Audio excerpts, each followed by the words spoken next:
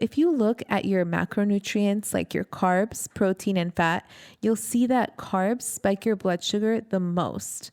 Protein is second and fat is third. Most foods have a combination of these macronutrients, but if you're insulin resistant, you want to be focusing on creating a balanced plate with some carbs paired with fat and protein. Doctor said you got PCOS. Now go on, girl, just lose some weight. Till I took the symptoms into my own hands and reversed them naturally. So I became a dietitian to help my sisters feel the best they've ever felt. Take a step in my direction if you wanna prove them wrong and take control of yourself. Join a sister and a mister. Sister, sister. Sister, sister. Did you watch that TV show when you were I did. a I was youngin? obsessed, and I love those sisters, Tia and Tamara Mowry. And I watched The Real, but Tamara's not on the show anymore, so there we have it. I remember watching that show too when I was like in early high school or middle school. I think middle It's school. a classic. was I'd good. watch it now if I had time. But how many seasons did it last? I don't know. Let's Google. Oh How many? How many? I should use that song more often in stories. I feel like it's just really relevant to... I used to use it when I was in California with my actual sister. We would drink Ovastal together, and I'd do a story and play Wow. that song. 6 seasons. Sister. You know that? That's a 6 long seasons. time. Started in 1994. 94. Yeah. I was born in 92. It's born 91. So to all our young sisters who may not even know this show, It's on Amazon Prime or something. yeah. All right. Well, let's go back to our regularly scheduled program over here. So today we're going to talk about insulin resistance, though, symptoms, treatments. But let's talk a little bit about this last weekend that we just had. We celebrated Talline's birthday weekend. We got all your amazing wishes for Tallinn. Thank you, everyone. I read all of your messages. I tried to respond to as many as I could. So sweet, so kind. Seriously, especially the responses in the birthday sticker that Sirak posted. Everyone was like, happy birthday. You changed my life. I just loved it. Moved me to tears. But we had a really fun time in Madrid celebrating Talline's birthday weekend. And it was really fun. I mean, it was Tallinn turned 30, so we had to, make it big, right? So we spent the whole weekend in Madrid, took a train ride there from Barcelona. It was really nice. Like, the way we looked at it, Madrid was, like, very different. Like, the buildings were a lot more, like, they still looked like the 19th century, like, Victorian, but they were, like, looked brand new. Yeah, honestly, clean, white, gothic looking at the same time. So much inspo, so much beauty. It was just, Yeah. it's a great place Like, to I go, to shop, to sightsee. Yeah, I couldn't believe how new it seems like they paint the buildings every single year or something, because you cannot have that clean of buildings everywhere like that. It looked like they painted it right before we got there, and it Yeah. was just like drying. Yeah, it was it was a beautiful city. I will say, compared to Madrid to Barcelona, the people in Barcelona are much nicer. Wow. I personally can't follow rules. Many of you know this. If you follow our Instagram stories and my cooking series of me trying to follow even my own recipes. I can't do it, okay? And we went to the Palais Royal, the Royal Palace. Yeah, of Spain. Let me tell you, there's a lot of rules there. Walk on this side of the rope, not that side of the rope. Enter through this door, not that door. No pictures here, no pictures there. No pictures anywhere. Listen, I can't. Like, why do I have to jump over this rope when nobody is here? Okay. No one is like walking in the opposite direction of me where I would be obstructing their path. You're just saying that because you want to say something. And I just don't like rules. You don't like authority. Authority, rules. No. No. We were in Zara, and I'm just standing, talking to somebody. I'm asking them a question, and then one of the employees at Zara just ran into me, like ran into my back, like full on, like half tackle, and then got mad at me. Mad? He turned around. Yeah, I turned around to be like, "Oh, who just hit me?" And I look back, and the guy's like, "Oh," I was like, he's like got mad at me in some sort of way, and I was like, He rolled his eyes and like huffed and puffed. And I was so mad. I was mad for 15 minutes after we left that Zara. I was so mad. I was like, I want to go back and just tell the guy how wrong he was. But So see, here's what I think it is. It's just being a little lost in translation. My style is more relaxed, as you may know, and in California, are we easygoing? Okay, rules, schmools, like rules are for fools. But I feel like Barcelona is really easygoing too. I do too. But Madrid, they have their rules, they have their authority, and they are not taking it from anyone. Yeah. I mean, another example. I ordered a salad from room service. She brought me chicken instead of the chicken salad. Oh, yeah, you said chicken salad? And I literally so kindly was like, I'm so sorry, but it looks like you have my order wrong, blah, blah, blah.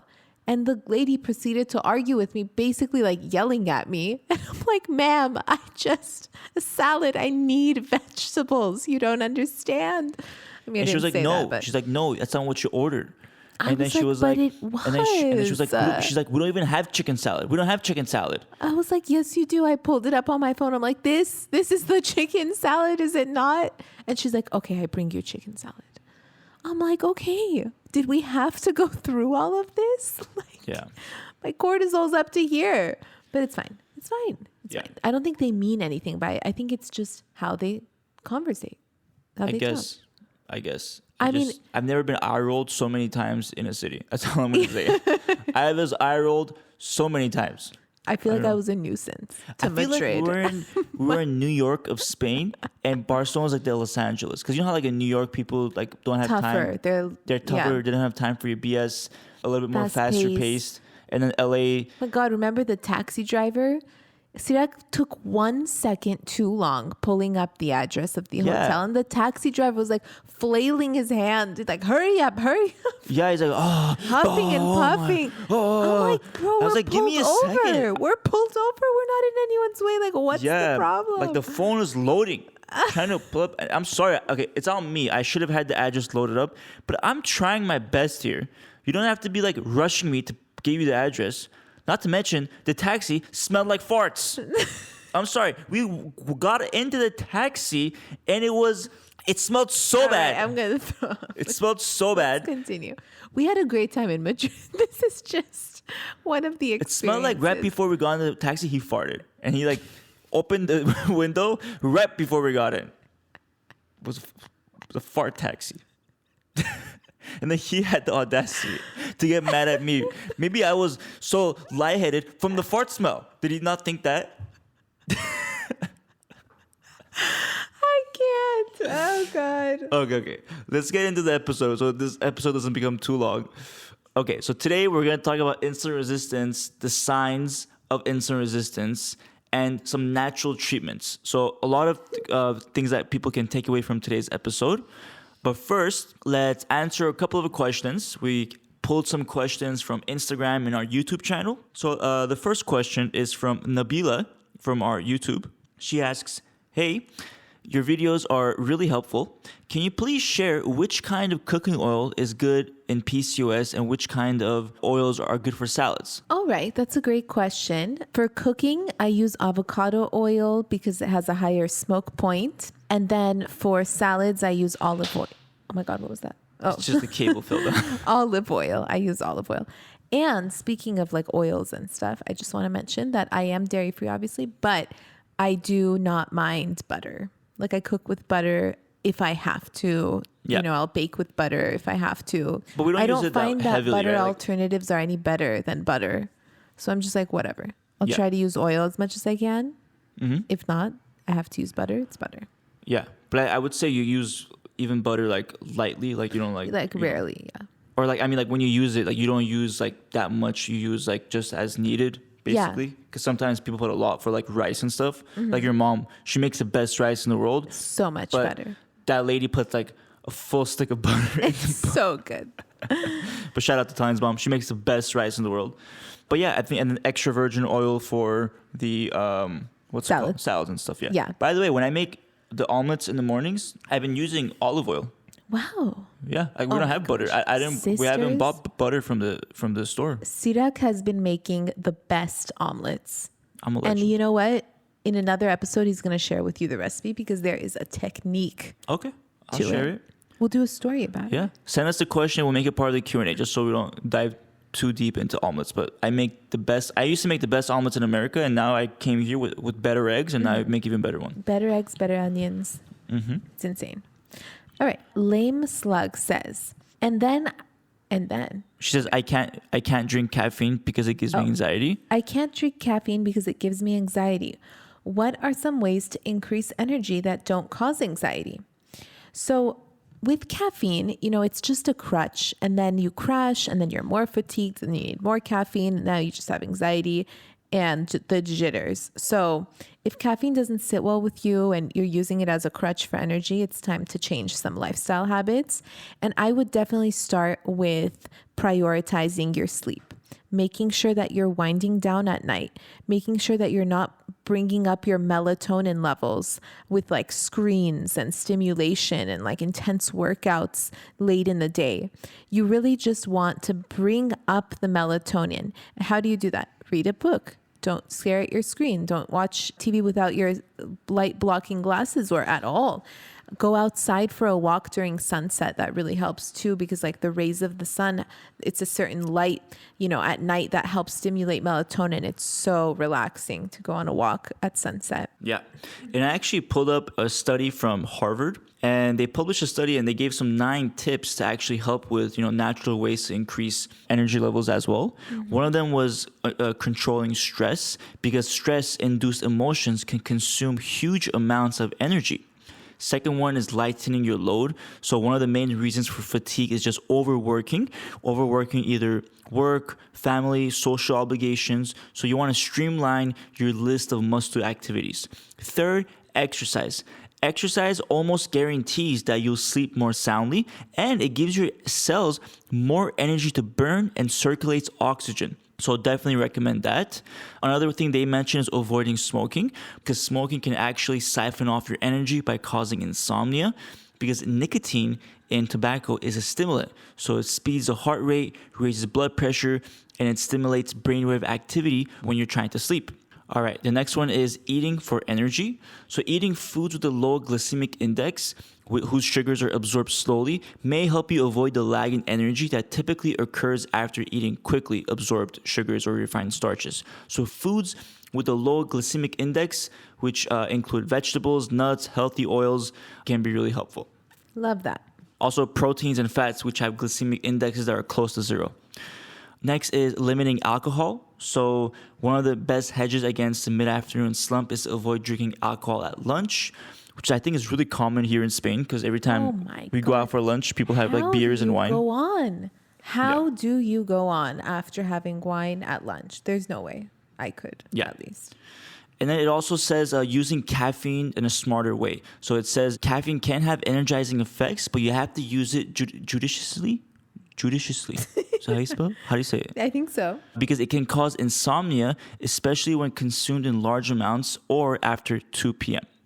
And then lastly, drinking water, which has been shown to increase performance and energy levels. So super important, sisters. It's really hard while we're traveling to get enough water in it, and I can really feel the effects on my body. Yes. We have one last question for Tallene. Kiera Starte says, are red potatoes good? And I thought with PCOS, you can't have carbs like potatoes. Well, here's the thing. Red potatoes, blue potatoes, they're all potatoes. And they're going to have an impact on your blood sugar. It's really about how much you're having. Some potatoes have less effect on your blood sugar, like sweet potatoes, for example. So I typically opt for those. So if you like potatoes, I would not cut it out of your diet. I would just figure out how to incorporate it in a way so that it doesn't impact your blood sugar so intensely. So potatoes and chicken, potatoes and avocado, something that will help you slowly absorb that carb. Yes. Did you hear about that sister who took Ovasitol and finally got her period after a year of not having one? Incredible. I see those kinds of messages on Instagram a lot. How does that even happen? Well, Ovasitol helps with healing insulin resistance, a common root issue that most PCOS sisters have. And by targeting insulin resistance, we're seeing sisters kick those crazy cravings, finally regulate their periods, ovulate, and improve their egg quality. Each packet of Ovasitol has a 40-to-1 ratio of myo-inositol and D-chiroinositol. This ratio is similar to the ratio that should be found in the body, but with women like me who have PCOS, this ratio is often imbalanced. So, taking Ovasitol can be super effective in treating insulin resistance, starting from the root of the issue. So awesome. It tastes like nothing, so just warn me when you put it in a cup so I don't drink it. You got it, boo. Check out the link in the description to get 15% off your order. So today, before we get to the insulin resistance part, let's just go over our wins of the week, who are fellow sisters who are managing their PCOS, losing weight, and above all, thriving with PCOS. All right. So our first win is from Sierra. She says, "Good morning, sisters. I'm starting to get up an hour early each morning to make time for myself. Before I joined the sisterhood, I would stay in bed until the absolute last minute I could before I would be late for work. I've always wanted to get up and meditate, stretch, and do yoga in the mornings, and now I am. I feel so much better about myself throughout the day and connected with my intentions and goals." I love that. I need to get on that. I'm fatigued from the weekend and like all the traveling and walking, so I just want to sleep. But that is great to wake up early and to do all the things to set your body up for the day. Yeah. And fight stress. Like, you can't control the stress of your work, of traffic, of all these things. But if you wake up early, if you do all the right things for your body, you can be more flexible in those instances. Your body can handle it better. Your cortisol can handle it better. So it's just good for you. Absolutely. All right. Our next win is from Julia James. She says, "I am on day 1 of the 4-week meal prep and workout. And oh my goodness, this crispy fish taco though. Thank you, Tallene. Amazing." Yes. Gosh, I want some. That picture looks really, really good. Don't you miss our recipes that we would make at home? I do. I miss chopping vegetables, roasting them how I like them. I miss it. All right, next. Deepti Bojwani Ahuja says, "Hi T and S. You have made so much of a difference in my life that I have been inspired by you two and created my very own brand of gluten-free products. There's good news that I wish to share with you all. I've been working on a new venture since November 2021, and it gives me a proud moment to announce that I'm launching my own brand, Gluten-Free by D." Cool. I know. You must be wondering why Gluten-Free by D. As you all know that I struggled for years with allergies. In all the invites for breakfast, lunch, dinner with you, all of you in one way or the other. How to read it? I'm so sorry. It's just... Okay, all of you in one way or another have made sure that I always had something to eat. There are so many people out there who suffer with these allergies, and some of them are life-threatening as well. It's my turn now to give back to society that we live in with my gluten-free range of products. The official launch date for Gluten-Free by D is March 4th, 2022. For the success of my brand, your love and support are highly appreciated. Follow my Instagram page. Awesome. I'm so happy for you, and I can't wait to try it. Wish you could ship to Spain, but I doubt it. Yes. So we'll try it when we get home. Yes, and everybody check out Gluten Free by D. I believe that's her Instagram, Gluten Free by D, D-I. And so happy to support another sister in their venture in what looks like a new company for her. And we're so happy that, you know, it's a lot of times a great business, a great company comes from passion. Yeah. Comes from someone who really believes in what they're doing, comes from someone who really believes in something that's super helpful for them and which will be helpful for others. So I really love what Deepti is doing here, and we hope that, you know, it flourishes and becomes one of the biggest companies in the world. Yes. So good luck, Deepti. And yeah, I mean, we'd love for you to send us some. I mean, it would be great. I want to try it. I'd have a cookie now. Yeah. Yeah. And hashtag no ad, because we just want to support another sister who let us know about their product in the Facebook group. So yeah, shout out to Deepti. All right. Speaking of cookies, let's talk about insulin resistance. Yes. It's time. It's time. How do we launch into this, babe? It's a big subject. Yes. So we're going to talk about the symptoms, how you can treat it, and why it might be affecting your ability to lose weight.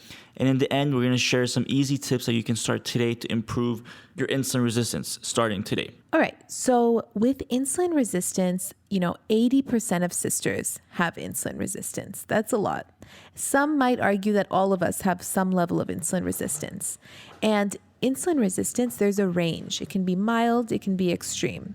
But no matter where you are on that range, you can have some major symptoms like weight gain, high testosterone, irregular periods, ovarian cysts. All the PCOS symptoms can really be traced down to insulin resistance. And with that being said, insulin is also a metabolic hormone. So not only does it affect our menstruation and reproduction, but it also affects our ability to metabolize what we're eating. So before we get into this, let's talk about what insulin resistance is. So when you eat something, it breaks down into sugar in your bloodstream, and your body releases the hormone insulin to pick that up and store it in your cells to burn for energy. Now, when your cells are inflamed or when you've had a high sugar diet and lots of insulin has been pumping out into your bloodstream, your cells become resistant to insulin. And what happens is the insulin hormone isn't able to communicate with your cell. It's not able to give your cell the sugar in your bloodstream to burn for energy. And, so your metabolism can move properly so you can lose weight and so on. And so what happens is insulin is left high in your bloodstream, and that blocks fat burning. It also, not only does it block fat burning, it goes into your ovaries and it makes your ovaries produce more testosterone. And then we have the symptoms of high testosterone. So it is really just one of the major root issues of PCOS, and it's really important to manage it in order to manage your PCOS symptoms. I wish my doctor talked about insulin resistance the second I was diagnosed. Yeah. It's one of the most important aspects of managing PCOS is healing insulin resistance. Because like you said, it helps heal your metabolism, helps to lose weight, and helps with the hair loss, facial hair, acne, and so much of those symptoms. So all absolutely. Those testosterone symptoms, yes. Yeah. All right, so let's get into some signs and symptoms of insulin resistance. We have about 7 signs. So if you're one of these signs, it might be a good time to kind of reflect and see and like dive deep. How do you say? Deep dive. Deep dive further. All right. First sign. So if you carry a lot of weight in your midsection, this is a major sign of insulin resistance because the fat is stored in places like around your liver. Fatty liver can occur around your midsection. Midsection weight gain can occur. So that's basically the first thing that happens when your cells are being inflamed and not communicating with insulin to burn that sugar in your bloodstream, like I had mentioned. That sugar just goes and stores as fat around your liver, around your stomach area, weight gain in the midsection. Yes. Number 2, swollen ankles, feet, and hands. One of the other roles of insulin is to tell the kidneys to retain water. This is really interesting because many sisters have actually told us they went down a shoe size after getting their insulin resistance under control. It's very surprising. And we've even done like a Instagram post about this. And in the comments section, so many sisters are actually saying, like agreeing with it. Like, yes, I've gone down a full shoe size after managing my insulin resistance. Yeah, that swelling happens when you have really high insulin levels. And you might find that you feel like puffy, like when you touch your chest or your face or your arms, like you just feel uncomfortable in your skin because you're bloated, you feel bloated, you're puffy, and so on. So yeah, it's really cool. Number 3, feeling hungry all the time after a meal and having sugar cravings is a sign of insulin resistance. If you're reaching for a piece of chocolate or a cookie after you eat, I want you to think about why you're doing this. This is because your body is not regulating blood sugar levels properly because of insulin resistance. You ate already and the energy is there, but your body isn't able to use it because your cells are resistant to insulin. The high level of insulin after your meal is tricking your body into thinking that you need to eat more, and that's why you feel cravings. Sometimes the cravings for chocolate and sweets are so unbearable, but it's only because your body is starving from not being able to use the sugar broken down from your meal efficiently. Super interesting. Science. Science. All right, number 4, dark skin patches and skin tags. High levels of insulin in your blood can trigger the appearance of dark, dry patches of skin. Usually, you'll see this on your skin around your armpits, neck, or groin. So tags of skin on your neck or armpit can also be an indicator of insulin resistance. Yes. That's a pretty common one. Yeah. Number 5, frequent urination and extreme thirst. If you always have to pee, run to the bathroom, it means your kidneys have to make more urine to pass the sugar from your blood. And if you're flushing water from your body, you're going to be thirsty all the time too. Yeah. So, Number 6, irregular menstrual cycles. So high insulin causes the ovaries to make more testosterone, which triggers irregular periods and ovarian cysts. If you haven't had a period in a while or your periods are irregular, this can also be a sign of insulin resistance. yes. It's very common as well. This is why a lot of times a supplement like ovacitol can really help with regulating your insulin resistance, which can then help with getting your period back and much So further. many other things. Yeah. Yep. Number 7, elevated blood sugar. So if you have a blood sugar meter, you can check your blood sugar before you eat and 2 hours after you eat to see what's going on. 2 hours post meal, your blood sugar should return to baseline. If it hasn't, then that's a sign of insulin resistance. That means your insulin levels didn't come back down. Remember, this is just a snapshot because there's several factors that can affect your blood sugar other than your diet. So it could be your exercise, stress, or sleep that day that can affect your insulin resistance. Yes. So these are 7 common symptoms of insulin resistance. And like Tyan said earlier, it can be reversed. Don't worry. Don't stress out because you may have multiple of these signs. We're going to give you some 7 main ways that you can control insulin resistance. And we'll give a little bonus tip at the end as a number 8, if you want to call it. Yes. All right. First tip, eat less foods that spike your blood sugar. So if you look at your macronutrients like your carbs, protein, and fat, you'll see that carbs spike your blood sugar the most. Protein is second and fat is third. Most foods have a combination of these macronutrients, but if you're insulin resistant, you want to be focusing on creating a balanced plate with some carbs paired with fat and protein. Sometimes if you see on Instagram stories, I'll draw lines on my plate, and you can see how I like to balance my protein, carbs, fat, and veggies. And sometimes creating a balanced plate isn't enough, and you may need the help of a supplement, which is why we love a supplement that we suggest, ovacitol. We've linked it in the description, and it's basically a great natural supplement that helps with restoring the 40-to-1 myo and D-chiro-inositol ratio, which can lead to many times insulin resistance occurring. So it's a great natural supplement. If you're interested in, check out the link in the description of this podcast episode, and you can find more about it there. Yes. Sometimes diet just isn't enough to help with insulin resistance, and you just need an extra boost of support from supplements. Yes. All right. Our second tip is to actually eat less frequently. Stick to your meals and have maybe 1 or 2 snacks in between them if you feel you really need it. This is really effective in reducing insulin levels so they're not constantly elevated.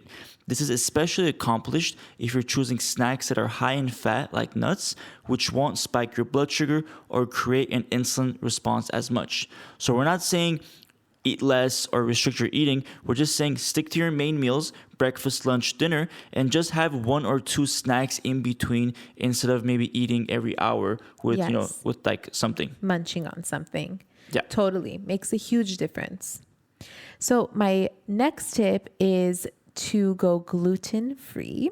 This is because gluten causes inflammation, and you want to understand if it's triggering inflammation significantly in your body. And in order to do that, you have to cut out gluten for at least 30 days to see how your symptoms improve. Inflammation caused by foods like gluten makes your cells lock up and become insulin resistant. Part of healing insulin resistance is healing inflammation. So going gluten-free can help with this process. Yeah. Highly recommend. And related to that, the 4th tip is to try going dairy-free. So dairy contains a hormone called insulin-like growth factor 1. This elevates insulin levels in our body when we eat dairy, ultimately contributing to insulin resistance. In fact, it's going to sound a little crazy. 1 cup of yogurt can create an insulin response equivalent to eating 2 slices of bread. Not to mention, dairy can be inflammatory as well. The combination of inflammation and insulin is a recipe for triggering insulin resistance. So you want to try cutting it out for 30 days to see how it affects your symptoms. And isn't it crazy, Tyne? 1 cup of yogurt can be equivalent to eating 2 slices of bread. It's insane. When I read that, my mind was blown. Yeah, pretty Fifth shocking. tip, get off the treadmill and stop doing those long, intense workouts.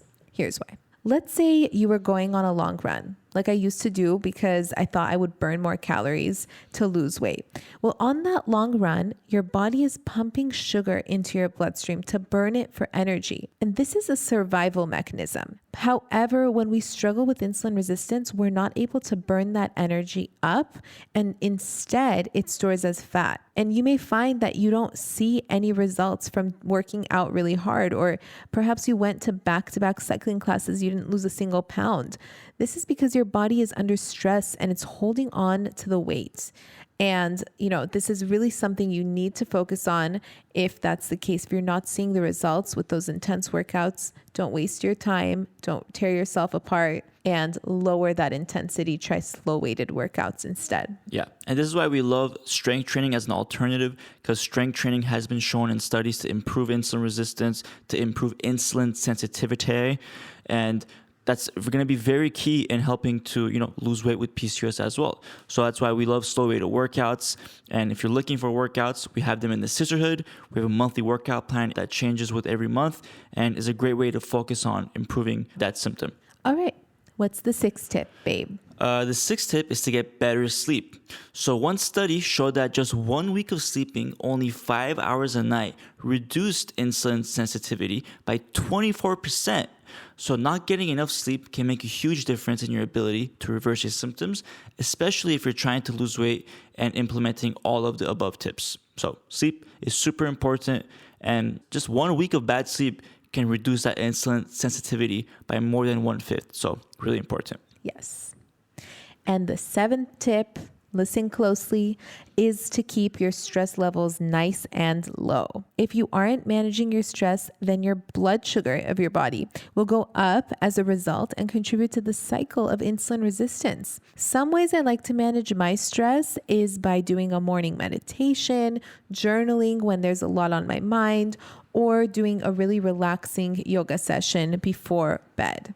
Yeah. So it's really important to arm your body with these de-stressing techniques so that when you're given stressful circumstances that you can't control, your body is ready for it. Yes. So those are the 7 tips, but we have a bonus tip that you can go ahead and do right now if you want to.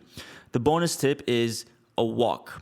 Yes, sounds really simple, but actually going on a walk after your meal through studies have shown that it can significantly reduce insulin levels. It's great for blood sugar control after meals. And if you're walking regularly, it can also help improve insulin sensitivity. So, highly recommend to just going on a walk after lunch, in the afternoons, even to start off your day. Or maybe you're doing it right now while you listen to this podcast. Yeah, exactly. So Go if you are, you. great job. Woo. So those are all the signs, the symptoms, and the tips to help with reversing insulin resistance. I love Let's these. hop to it, sisters. We got this. Yes, If you need exactly. support, you have us always in the Sisterhood. You can share whatever it is that you're working on, whatever you're struggling with, and me or Sirak will respond. Absolutely. And your sisters. Absolutely. So we actually have a meeting time in 2 hours to talk with our app developer, Yes. which are so fun to get started, but we have to go to the gym before we do that. So I'm going to rush out of here. Yeah. Let's hit it. So sisters, thank you so much for listening. And we have a special request. If you enjoy this podcast, we would love it if you could leave us a review on either Apple Podcasts or Spotify. If you didn't know, Spotify now has a review where you can leave a rating for us. So if you could just leave a rating for us, either on Spotify or Apple Podcasts, it would make our day. And we love doing this podcast for you week in and week out, and just love hearing your support. Yes. We'll definitely be reading your messages. Absolutely. Alrighty. Take care, everyone. We'll see you next week. Talk to you soon. Bye. If you enjoyed listening to this podcast, you have to come check out The Sisterhood. It's my monthly membership site where sisters just like you are learning how to move through the stages of PCOS. From stage 1, cold and alone at the doctor's office, to stage 5, nailing the PCOS lifestyle, gluten and dairy free. Get ready to finally feel in control of your body again.